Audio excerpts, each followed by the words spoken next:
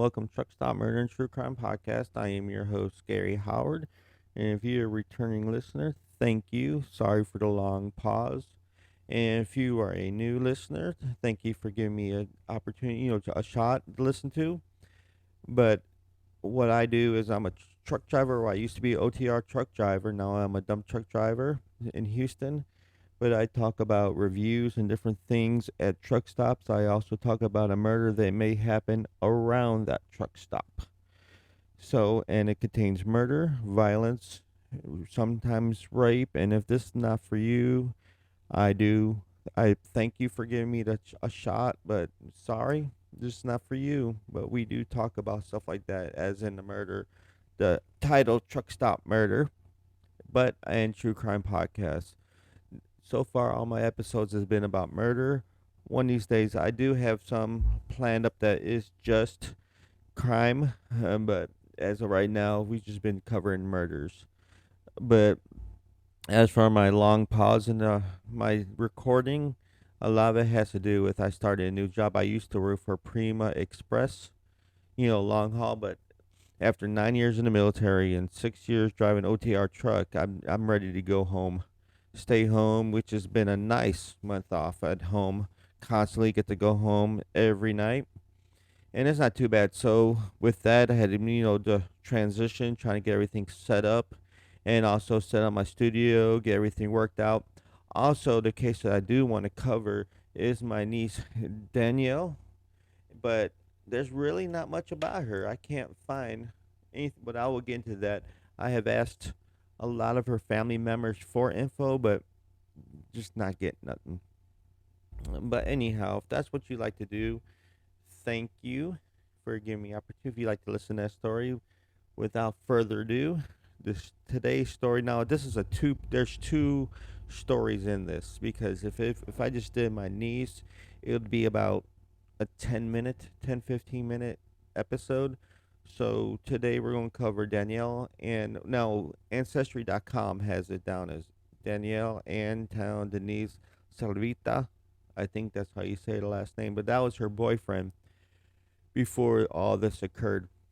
Also, I'm going to do the case to give this content. Now, this one takes me into New York, which is the case of Catherine Genovese, which I'm excited about doing that. Both these women made an impact on other people's lives. Dannielle, in a way, locally, but with Catherine Susan Genovese, I believe is her name. Yep, Catherine Susan Genovese made a dramatic impact on the way we do things, but we'll all get into that. But as always, there's always a truck stop. And this truck stop right here is in Sauk Village, Illinois. That's where I actually grew up at because Dannielle lived in Stager. So this place, the truck stop itself is on Sauk Trail. Unfortunately, it's a fairly new truck stop, so there will not be no Google Earth photos of this. I do apologize, but there'll be other pictures on my social media pages if you want to see that. So, yep, it is right there on the corner of 394 or the Dam Rhine, what some people call it, or names are always changing. But if you're in Sauk Village and Sauk Trail, right on the corner of 394 and Sauk Trail. There's 70 spots, the overnight parking. There's 5 shower scales. It's a very new one. So it's the rest the stores, the truck stop itself is very nice. Not too bad, modern. Now, all this information I'm going to get is from Trucker's Path, and I think they're kind of confused or wrong on the food-wise restaurants, which when I went there, the only places I've seen was 3 restaurants, if I remember right. But if you're driving into there, oh, right, by the way, this place does have a 4.0 rating for 33 reviews, and there's no exit, but just the Sauk Trail exit on 394. But I said everybody seems really like the truck stop itself. As for food, now they have a Dunkin' Donuts, which is true. I try to stay within a quarter mile of the restaurant.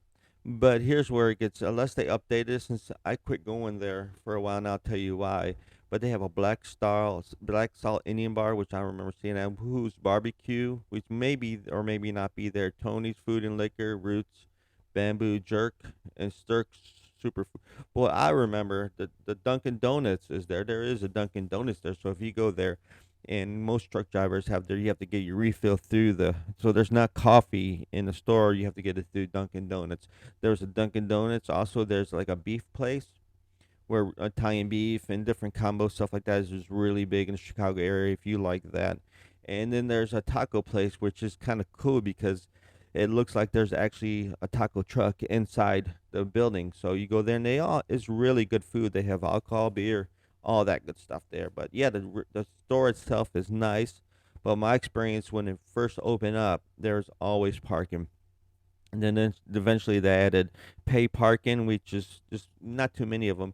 But then it became for more of a local driver, for local drivers where they work and they just park their car. You see a lot of truck stops like that where they'll park their car there, reserve the spot. So when they come back, their truck has a spot to live in, and they will not be reserved. I can understand if it was reserved, but these are not reserved, and some these stores just don't care. They just don't, they just don't go monitoring that stuff. So therefore, if you're OTR truck driver and looking for a place to park there, it's kind of hard. In fact, the last time I went there, the place looked like a social gathering, and the truck stop. There's cars all over the place. There's one guy parked in the driving, lane and eating. So I don't go there no more.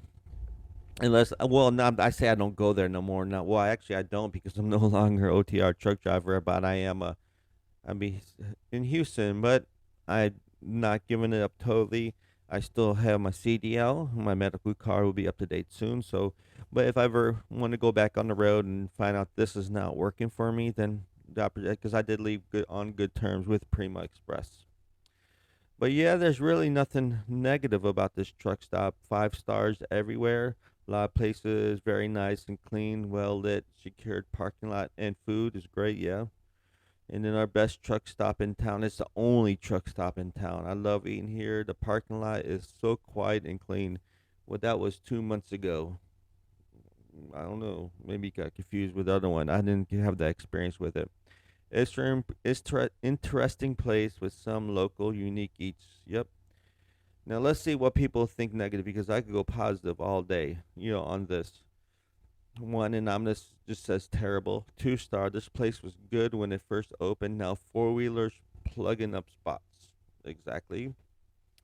And one is a 1 star review says the diesel price is $2.55.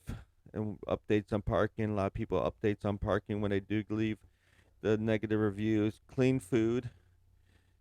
Catskill, etc. How much I'm looking for this one review, and it was hilarious. I think this place is a Catskill. Every truck stop should be like this. Nice big lot, friendly services. So yeah, it is not a bad place if you're a truck driver.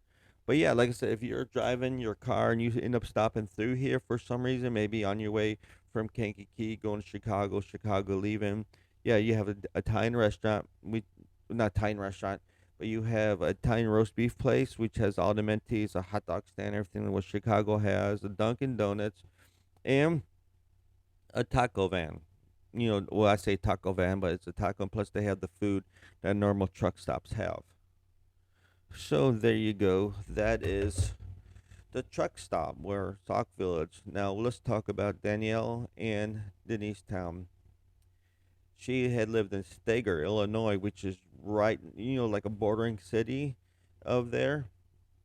And she was born in April 6, 1993, and her mother, Sandra, and her dad, father, let's see what his name, I had it in my notes right here, Dennis-Towne. Yep. No, Donald Lee Dennis. I should know this. He's my brother-in-law, but I really never really talked to him. Oh, by the way, this is my niece. If I've not mentioned that, I'll mention now. But I did not really. I met him maybe once or twice in the past, and of course, my sister Sandy. Long story short, I met her in '95 because we had our fathers. He took off when I was 1, but I did not meet him until 30, but she had met me when I was a teenager. She wanted to get hold of me. But unfortunately for Dannielle and Cat Stephen, Cat, the comedian, I can't think of his name, Cat Williams, said the best because they were addicts. When I first met Donald, he was not doing drugs at the time, but he loved to drink. And of course, Andrew, she had a past history of drug use, but he said it will save a person's life to be broke. A drug addict, it is not good to have money. So unfortunately, I mean, if they would have used it, it would have been good. But Donald Lee ended up getting an inheritance of some property that they sold, and they both got a lot of money. And because of their drug use, they were not unable to take care of Dannielle, so they had given her, well, let her stay with their grandparents, Sandra Lynn's mom. I mean, we have separate moms while they did that. And because of the heavy duty drug, and they had a lot of money, by their health, they end up going through all the money. And in 2005, Donald Lee Dennis has passed away, and 2007, Sandra ended up passing away. I don't know I know her liver was really bad. Her mom's liver was really bad, but that's not what we're talking about. But yeah, so that's how she grew up. She was raised by her grandmother and grandfather, which not too long after I passed away as well. But she did not let these negative things influence her life. She was really striveful. She advanced really fast in school. In fact, she was ROTC in there and became the commander of it. And right now, I'm going through all the notes right now because this has actually been a really hard episode to research because I can't find research, and then I cannot really find really no information. I guess it's because it's not one of them. It's not very popular. I mean, unless it's me, because she's my niece. There's a lot of information that I personally know. Well, actually, me and her never met. Unfortunately, in '95, I have moved down to Texas, so I met her once when I saw him at the zoo. But this is when they had all that money. So, but she was still a child. So, but yeah, she ended up advancing to commander in ROTC, which I will get into that a lot. She was ranked really high in officer training, best, and because of that, she actually was able. Here you go. Dannielle's grandparents took custody of her when she was 5 years old because her parents could no longer care for her. Both subsequently passed away in the last few years. Her grandfather has suffered a stroke and needed much help and assistance for several years as well before he passed away. During all this time, Dannielle usually did not disclose. She didn't tell nobody about this information because all in need information. It wasn't important to anyone to know this. And so, and actually, Dannielle, because she uses as like a building stone, to advance. She did not let it hold her back. So Dannielle, when she graduated high school with honors. She earned a full scholarship to Ripken College in Wisconsin and was the commander of her high school's Navy ROTC program. If you met her, you wouldn't know any of her past because she did not let her hold her back. She was never prestigious about her, really arrogant about her accomplishments. So, but yeah, she was ready to start a new life. So we talked about her. Let's talk about Enrique Mascaro. Mascaro? Okay, I see. He was born in 1991, and they were family friends of the Townes. Enrique was born on November 24th, 1991, in Harvey, Illinois. Illinois. If I said that's some Illinois, you don't say the S. It's Illinois. Even though the S is there, I can never figure out why it's there, but it's there. But they were close friends of Dannielle and the families. Everybody knew him. He was a lot of people thought he was kind of strange, but nobody really paid much attention to him, didn't think they were going to do anything. So in 2011, she graduated from high school, getting ready to go to college. But during this time, Enrique's father decided that, sent her a plane ticket. Why don't you come down to North Carolina and hang out for a week or 2 weeks, come visit us. and spend some time on the beach before you go to college.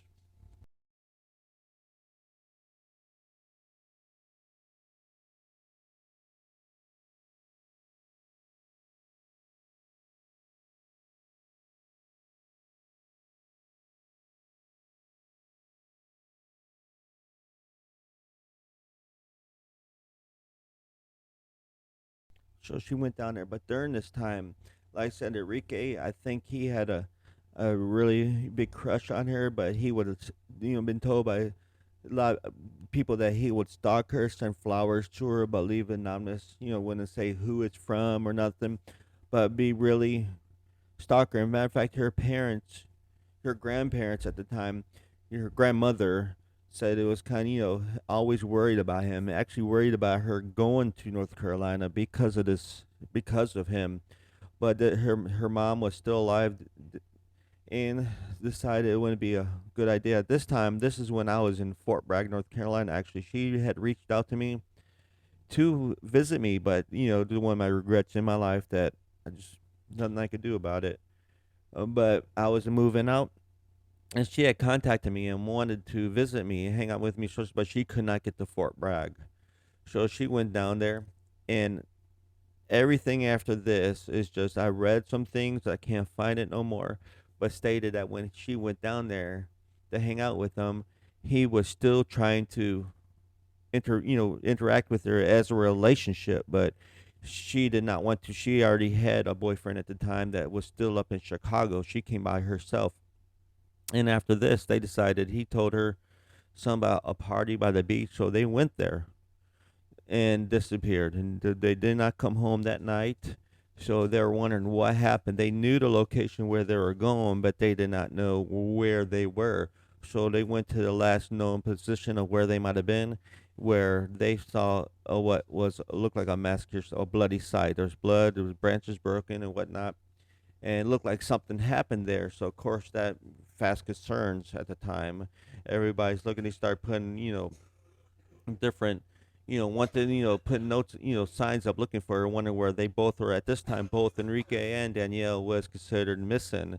And the people in my family up in Chicago thought, since I was the last person who they known talked to, they started asking me questions. I was like, I don't know, I talked to her a week ago, over the, right before the weekend, but I've not heard nothing back from her. I messaged her and said I would get back with her, but there was no response. So they decided to track Enrique by his cell phone, which they found him going to Virginia.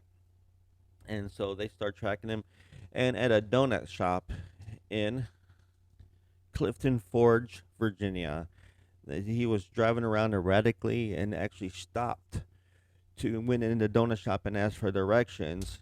And that's when she went back to, they called the police because they had recognized him from different, well, for really, I don't think they recognized him. They just, the way he was acting, so he was acting crazy. So they called the police, where on Sally, they had discovered, they questioned him, and he was acting crazy.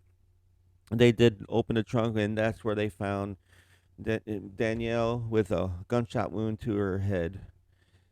And of course, the family was notified and was charged with first degree murder, and was he waived extradition rights and went back to, back to North Carolina, where that the crime actually happened in Kitty Hawk, North Carolina. He was charged with killing his friend, 18-year-old honor student. By the way, I didn't. She had got a scholarship to the college, so that's just how she was. But he was transferred back to North Carolina, escort, extradited back to North Carolina, where he was facing murder charges. But he did not really say nothing. He didn't really give out really no information about it. He just stayed quiet. But unfortunately, the trial would never happen. 2 years after shooting, he was found hung. He hung himself and committed suicide in the cell. So there was really no court transcripts. There's no testimonies or nothing why he did this. And just the only thing I could think of in a lot of his family, her family, that says things might have happened, was that he just had a crush on her, and because he decided, well, maybe since he can't have her, nobody will have her. and because of his selfish attitude now, and of course, murders don't always affect one side; it always affects two sides. Affect his family and our family as well. But because of this, you know, sadly, she did pass away of of the gunshot wounds.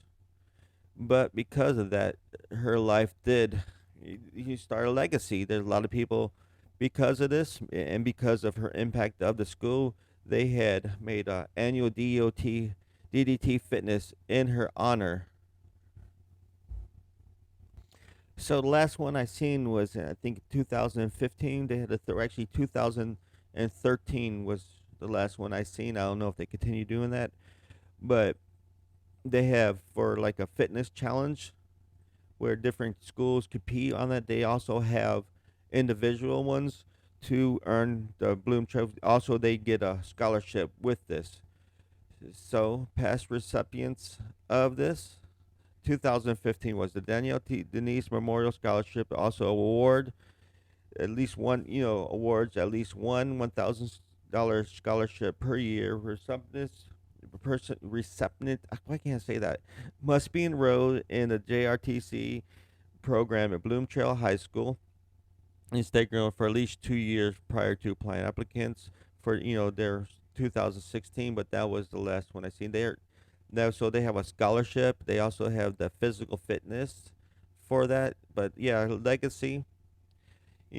Person stated that I recently lost someone close to me. While she wasn't a relative, I consider her my adopted daughter, and often told her so. She was my oldest daughter's best friend, which is another. I reached out to her, did nothing, and they grew up together for 13 years at our lake cottage. Unfortunately, a family friend murdered her while she was visiting his family on a vacation last summer. You may have heard about the news. It's occurred to me, however, when she goes after rather than focus on Danielle's death, I needed to focus on her life. Even though she was 18 when she passed away, she left some excellent examples on how we all should live our lives.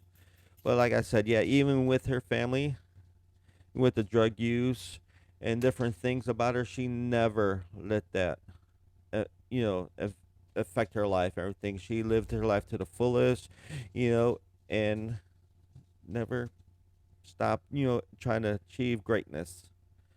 So there you go, Dannielle Dennis-Towne. I wish I had more information about that, but sadly I don't.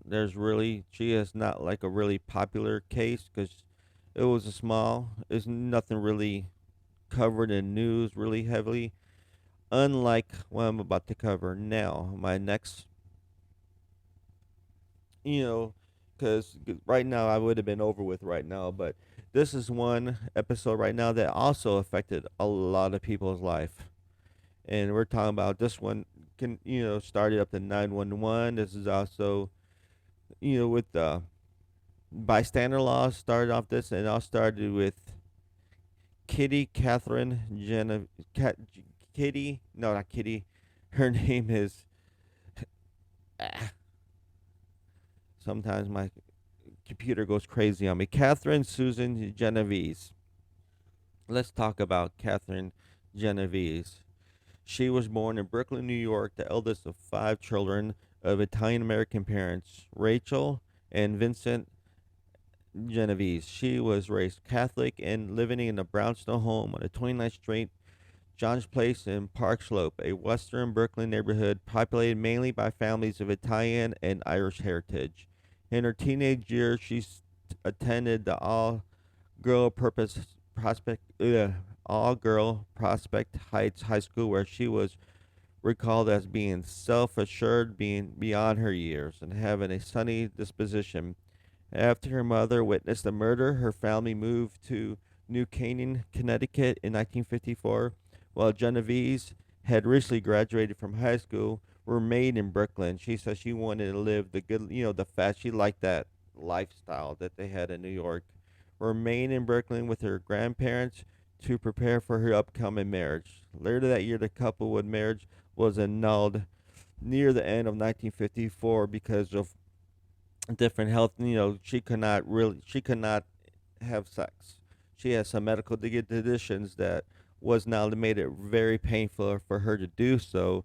The doctors did say that they could do a surgery on it to correct this, but she decided not to go with that because secretly, she not really knew she was just trying because at the time homosexuality was not acceptable way of life. In fact, in some places it was considered a violation. You could go to jail for that, which is crazy how far we've come since that.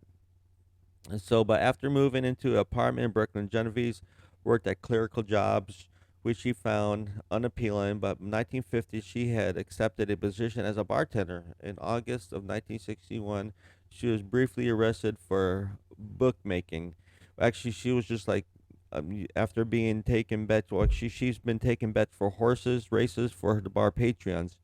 She and her friend D Gua Gamari were fined $50 each, but because she had lost her job. Now, with this, all she was a middle person where she would get these bits and give it to somebody. I guess she was still participating in it. Matter of fact, when the police had arrested her for it, she was being sarcastic about it. She goes, "Yeah, I pulled in $3,000 this week and I get 5%." They didn't find that very amusing. Matter of fact, if you ever look her name up, this mugshot actually is the one that she is known by for that. Not to say she is a very attractive woman, but she found another bartending position at Eve's 11th Hour Bar on Jamaica Avenue on 193rd Street in Hollis, Queens, and was soon managing the bar on behalf of its attendee, owner, absentee owner. So the owner was never there. Let me rephrase that. Managing the bar on behalf of its absentee owner. By working double shifts, she's able to save money, which she intended to use to open a tiny restaurant. She shared her Kew Gardens apartment in 82nd and 70th on Austin Street with her girlfriend, Mary Ann Zielanko, where she met in 1963. And let's talk about this meeting. I always thought this was a woman with some really confidence. She walked up to her. They were at a bar, and she walked up to her and said, "Do I know you?" And she said, "I don't think you." Of course, she thought it was kind of crazy pickup line, but she's all the same. She goes, "No, I don't think so." And so they started dancing, have a good time. And during this meeting, she actually left, and she's like, "Oh my God, I can't find her. Where did Kitty go?" That's what was her name, and everybody called her Kitty. So a few weeks passed by, and she found a note on her door saying, "There's a payphone right across the street.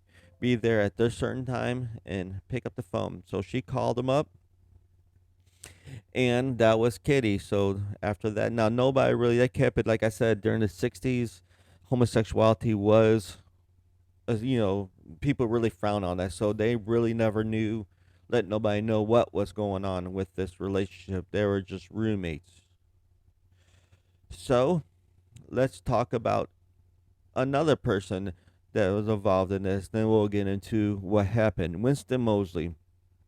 Winston Mosley was 29-year-old at he was from Ozone Park, Queens. Worked as Remington Rand as a tab operator, preparing the punch cards used at the time for data storage and digital computer work. He was a very smart man. He was married with 3 children with no criminal history.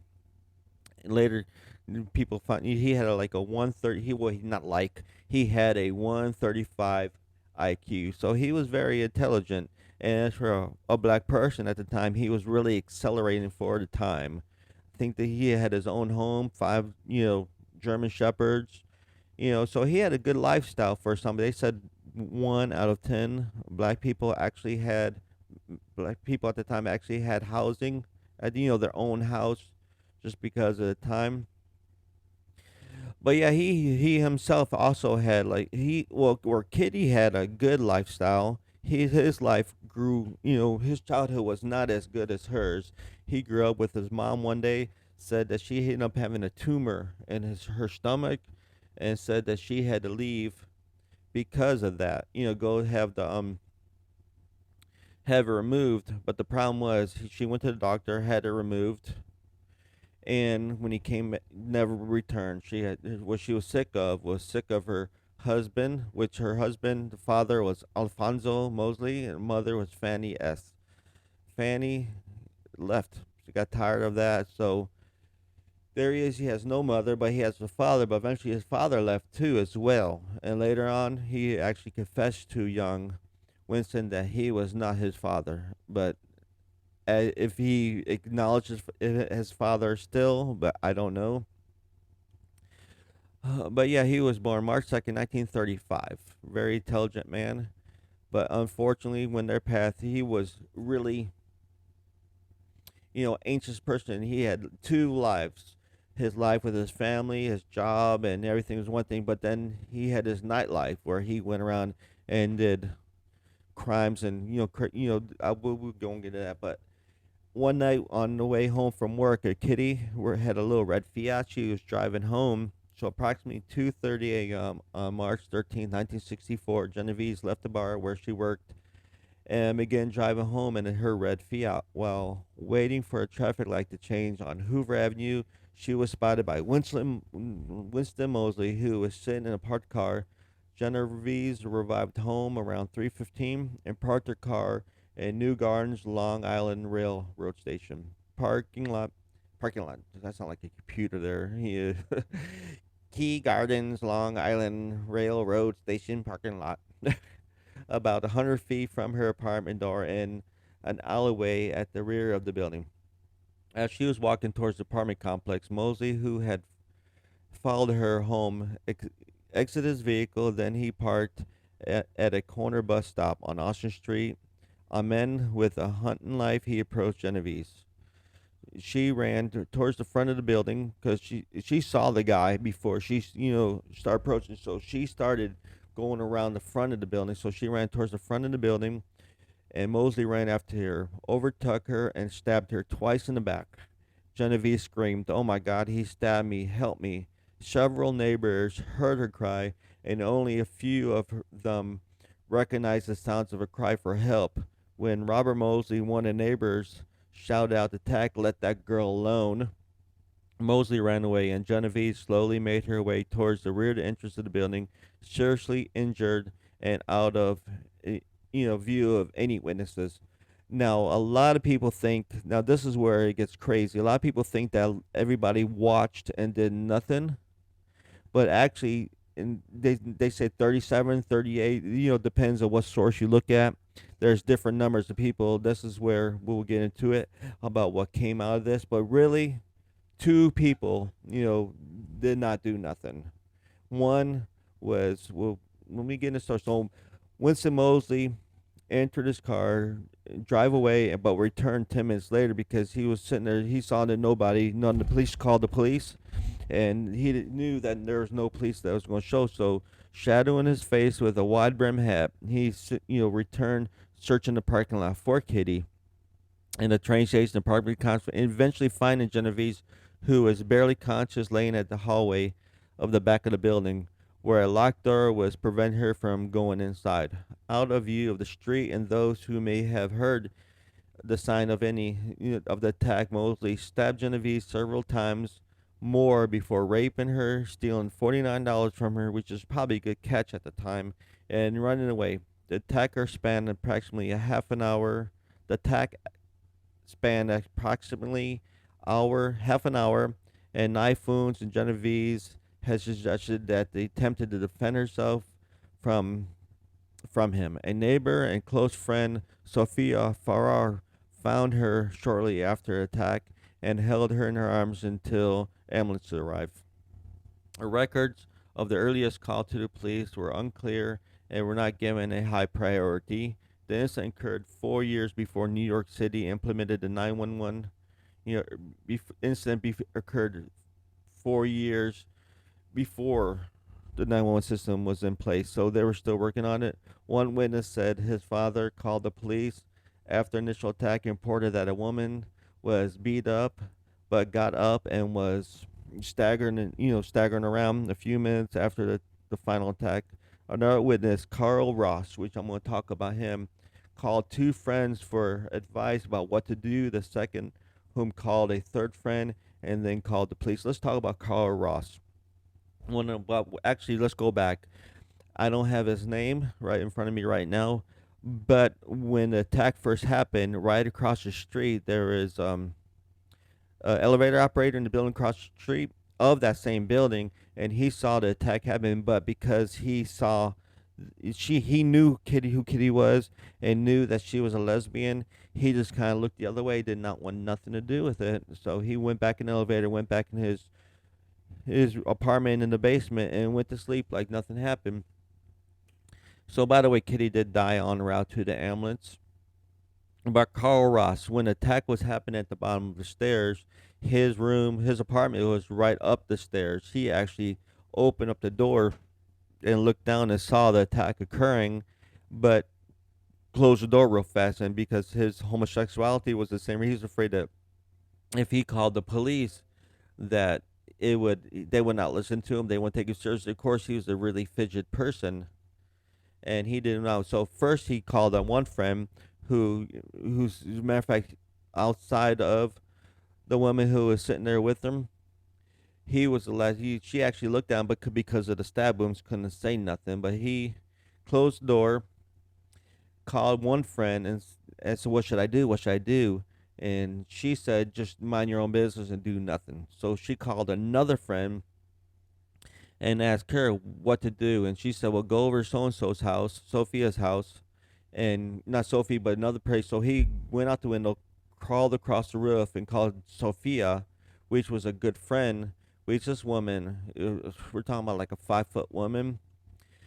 She had not hesitated. As soon as she found out Kitty was there, she leaped, pajamas. And I don't even think she has shoes on. Ran to Kitty's rescue, tried to save her. In fact, when she got she had to press. Kitty was leaning against the door, so she had to press against it to get her up. But yeah, those are the two people that for sure seen them. But because of they got the news out before police was all over the place, investigating what happened, and a few people did say what happened. But I am sure rusty at this. That's what happens when you don't record for a month. But yeah, they interrogated people. There was nobody really of interest outside of Genevieve's unknown girlfriend at the time, Marianne Zovalco, was questioned by Detective Michael Sang at 7 a.m. of the morning of the murder. She was later interrogated for 6 hours by two homicide detectives, John Carroll and Jerry Burns. She was questioned whose questions centered on her relationship with Genovese. Keep in mind that at the time they only was known as roommates. She was also the police.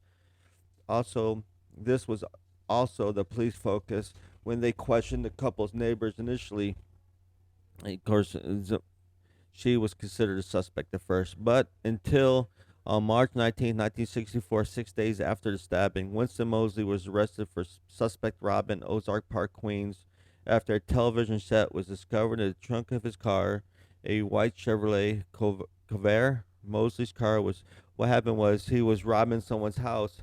Like I said, he was robbing someone's house, but a neighbor, Morel Clary, became suspicious when he saw Mosley removing the television from a neighbor's house. He questioned Mosley, who claimed to be removal worker. However, after consulting with another neighbor, Jack Brown, who confirmed that the homeowners were not moving, Clary called the police. Brown disabled Mosley's car to ensure he pulled in a couple cords out, or popped the hood, so he could not get away before the police arrived. A detective recalled that a white car had been reported by some of the witnesses to Genevieve's murder, and he informed Detective Carroll and saying during the questioning, Mosley admitted to the murder in Genovese and two other women. Annie Mae Johnson, who had been shot and burned to death in an apartment. So Kitty was not his first murder victim. This was his second one.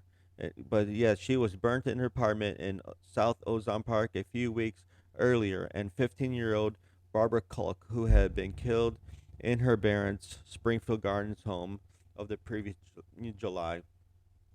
So was 29 years. So Winston Moseley, like I told you, was 29 years old of the time of the murder. He was, I told you his, but trial. So they got him. Moseley was charged with murder of Genovese, but was not charged with the two other murders that he committed. For a police complicating factor for complicating was another man, and I don't even know what I said right there.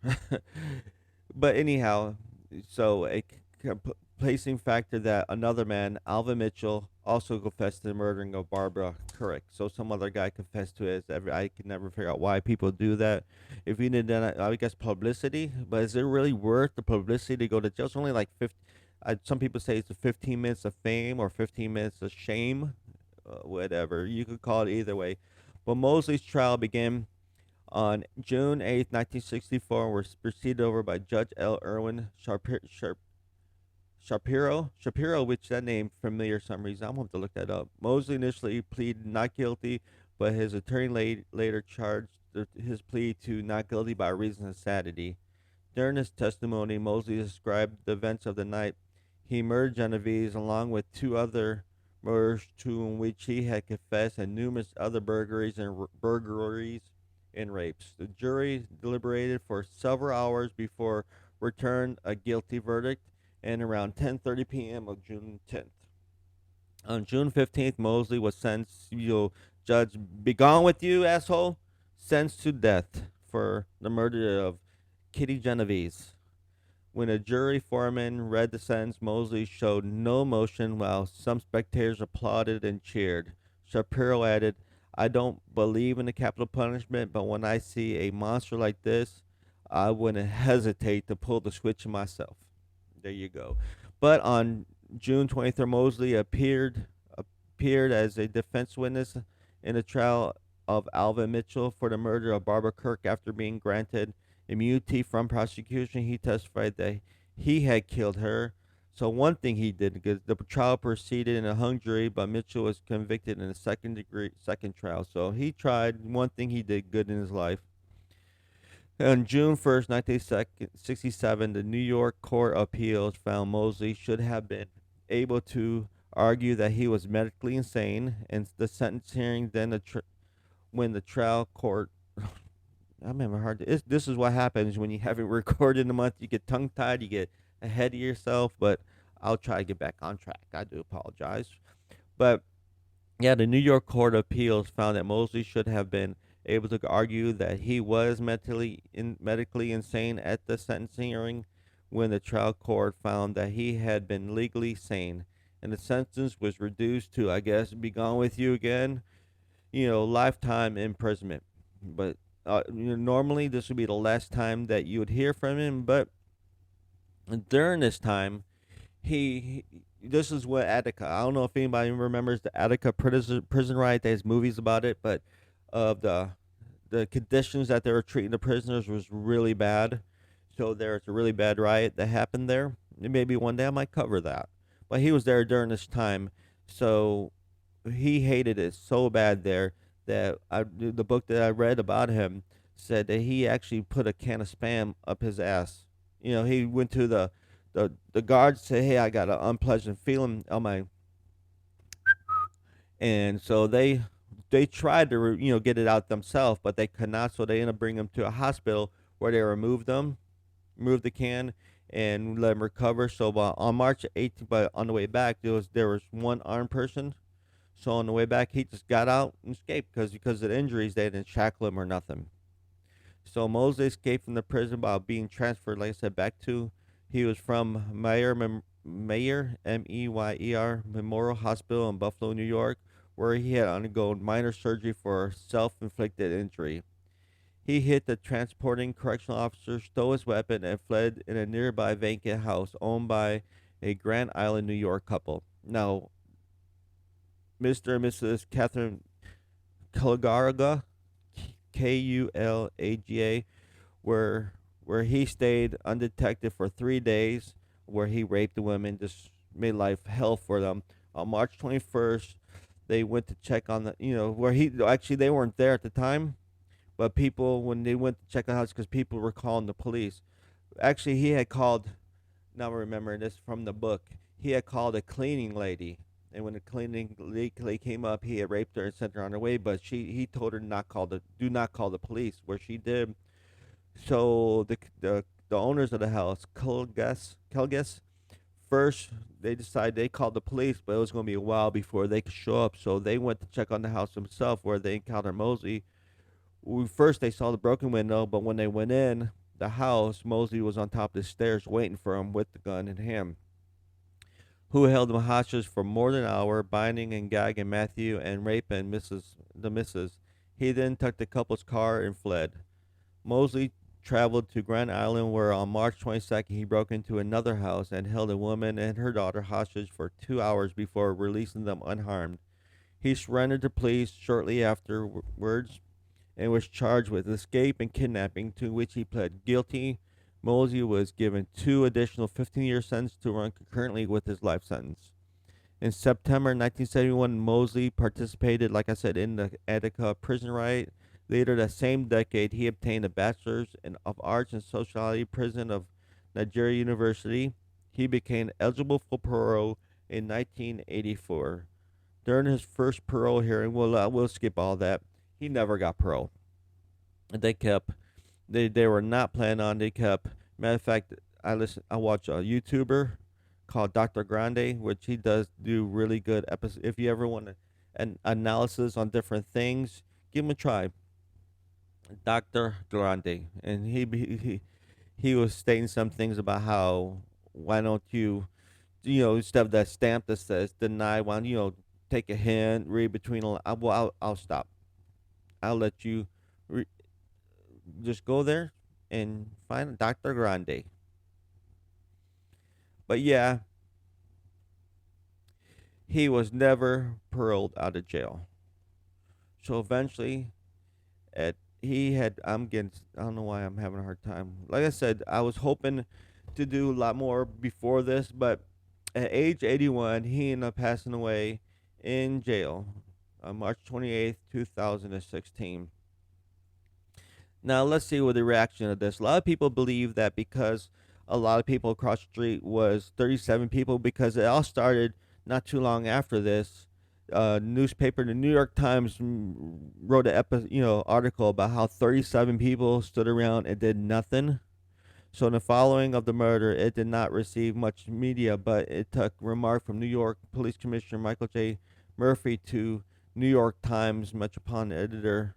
After lunch they were talking about it, but that's when he wrote the letter about 37 who saw the murder but did not call the police. It's been quoted and reproduced since 1964 with the corrected headline of 38 who saw the murder but didn't call the police, which there is no evidence whatsoever that 38 people, like I said, the only actual fact was like the Carl, who was a homosexual at the time, was scared to call the police and get intervene. Also, the I'm sorry, the elevator operator across the street.